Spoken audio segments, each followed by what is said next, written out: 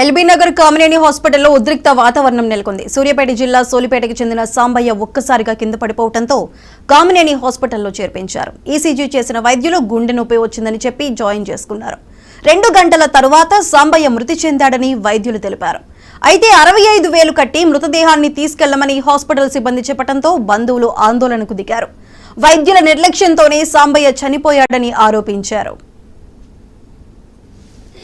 ఏ మాట చెప్పుకోవాలయ్యా మేము మాధవుని ఎట దాచుకోవాలయ్యా మేము ఆ పిల్లల కుటుంబం ఎట నడుతుందయ్యా ఈ పిల్లలంట మందురయ్యా నీ చేత కాకుంటే పంపించబోయినవయ్యా ఈ ట్రీట్మెంట్ మేము చేయమని చెప్పొద్దా ఈ పైకి తీసుకుపోయాలి ఇంటికి పంపించద్దా మా చేతులు మేము తప్పుకున్నాం అనుకుంటున్నాం ఇడ చచ్చిపోయినాక మమ్మల్ని ఇబ్బంది పెడుతున్నాం ఈ ఇబ్బంది మేమేట భరించమయ్యా